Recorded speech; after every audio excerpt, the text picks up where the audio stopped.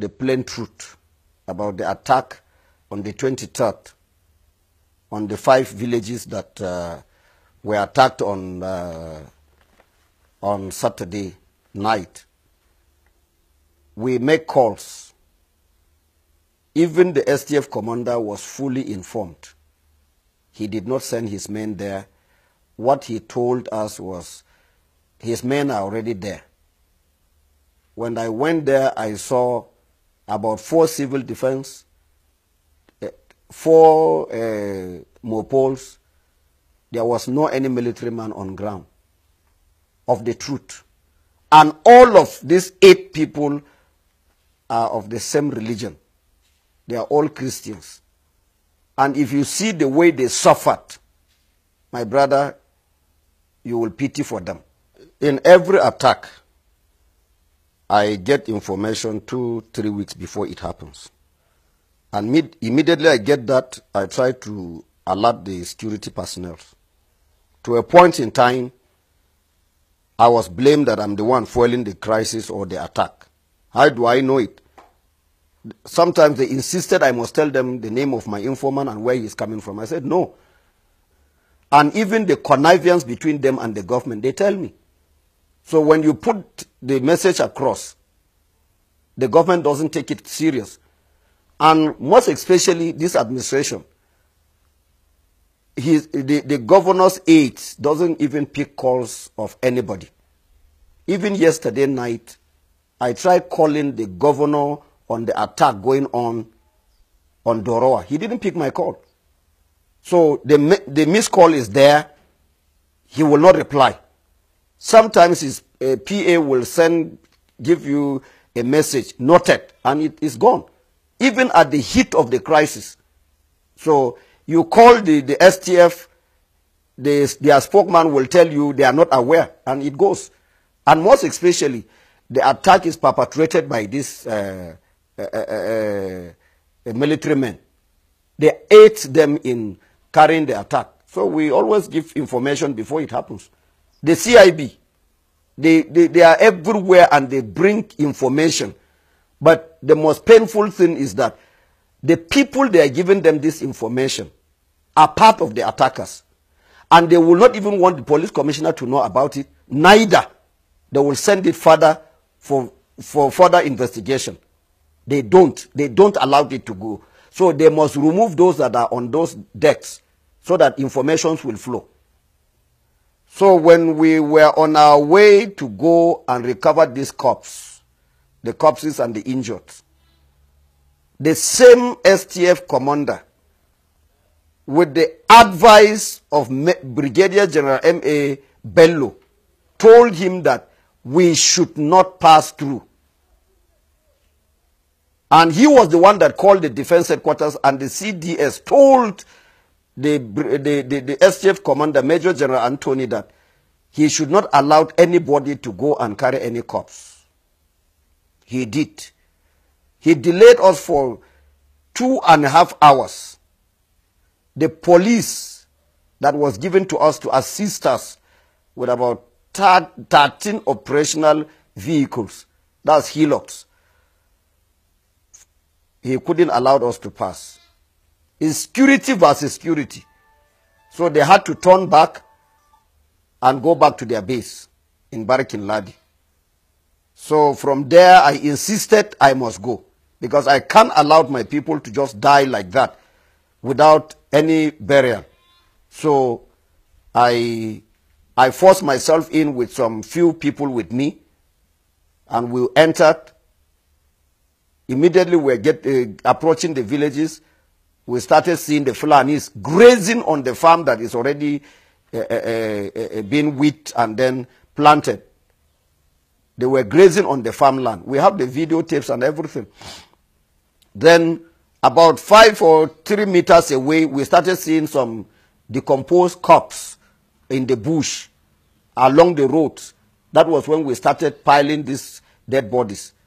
And finally, in Ngar village, we recovered about 78 dead bodies, apart from the missing one. Our Reverend Vincent Bukar, was recovered on the 25th of June 2018. And then in Ganarop, we recovered 33 dead bodies. In Ruku, we recovered 38 dead bodies. Gindi Akwati, we recovered 40 dead bodies. In Barik in Ladi, we recovered 2 dead bodies. In Kaikai, we recovered 9 dead bodies. In Shonong, Iriom local government, we recovered 9 dead bodies. And in Nyer, we recovered 86 dead bodies. And all these villages, we have the names of those that were killed, even children of 2 months, 4 months, and 1 year were macheted. What kind of a human being is that? So some of them were supposed to survive because they didn't give them any helping hand to take them to any hospital or any clinic around. They died. That is from the information I got from the Hausa Fulani community there. So for that, the military, the STF completely, they did not give any helping hand to anybody. I'm saying this, I can defend this in any court of law. Well, the state governor, his lapses. So he doesn't care about what is happening to us. He is always in Abuja. He is always with the president. So we don't have a governor on the plateau. I'm saying this without any mixing of words. My name is Jerry Datim. He can say anything. We don't have a sitting governor on the plateau. He has no role to play. He is loyal. His loyalty is to Buhari. So we don't have a governor. I'm saying this without any contradiction. Presently, we have lost nothing less than or more than 87 villages to the Fulanis completely. No indigene, no landowner is living in those places. Mind you, in part of Iriom local government, the Fulanis told the landowners when they went to farm that, what brought you here? Who gave you this land? They said, it's my own. They said, my friend, will you pack and go or else we kill you here? And the old man and his wife refused to go. They killed him. The same thing in Bokos. 9 villages raided. Up till now, no indigene has gone back to that place in Dafo. And they are planning to take over Butura. Very soon they will take over. Yesterday night they have taken over Doroa. They extended to Marabang Kantoma and then Jakatai. So if really the federal government wants peace, for us to live in peace, they should ask these Fulanis to vacate those villages that has been taken over by them with immediate effect. If they really want us to live in peace, they should ask the Fulani to vacate all these places that they have occupied, that it has become their territory. We have one traditional ruler who is taking care of us, who is our voice, is Aku Uka of Wukari. But the rest, we don't have traditional rulers. I will say this without any mixing of words. Reason is because they have been politicized. They go along with the government of the day. And they are all under Buhari. He gives them instruction. He paid them their salaries, and that is all. We are no longer important to any traditional ruler on the planet Earth. Those that did the killing, as I told you, the burial that took place in Gar, which I did, I officiated the burial. It was the same Fulanis and the Hausa community within there that helped me in digging the grave. And they know the perpetrators. They know them. They saw their guns. And nobody was arrested. But for some of our boys who were carrying cutlasses, they were arrested. So you cannot arrest a militia that is trained by federal government. You can't arrest them because they are the ones that send them. Like Maiduguri, Borno and Yobe, Adamawa, they have civilian JTF. Can you arrest civilian JTF? You can't. So they are part and parcel of the military. So you cannot touch your colleagues. But the soldiers can arrest, they can harass police. But they cannot harass the Fulanis. Everybody knows that the military are part of the problem.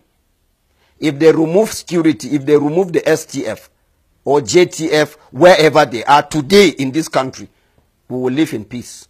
Some of the security agencies, they were the ones that reliably informed us because they loaded these things in their presence.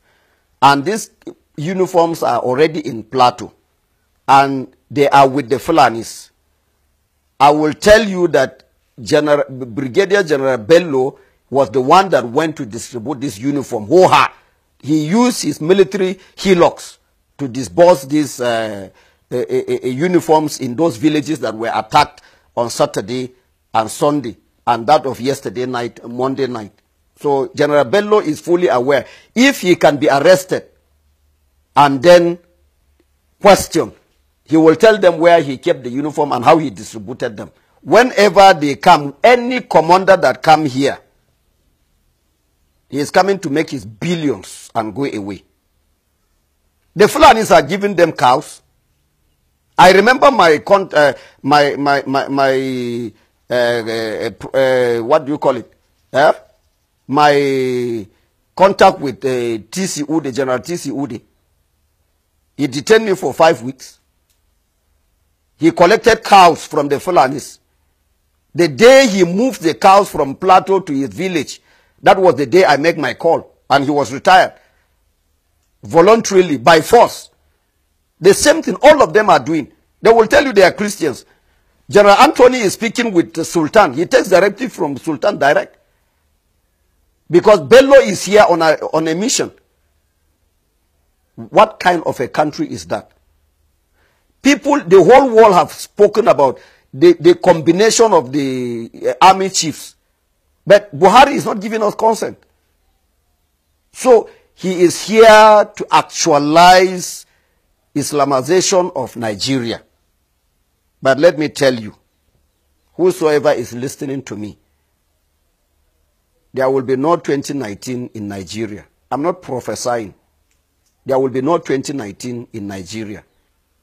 The blood of those 4 months, 3 months children that were shed in Gar and other villages, it will go back to them. All of them will pay for it dearly. Very soon, Lalong will get his own share by the special grace of God. I am not God, but God is still at work. If the God of Moses can lead the children of Israel to cross the Red Sea, we still worship that God today. We will cross the Red Sea. Lalong is counting his days. Whosoever is with him should repent and then turn over so that we can forge ahead. God bless you.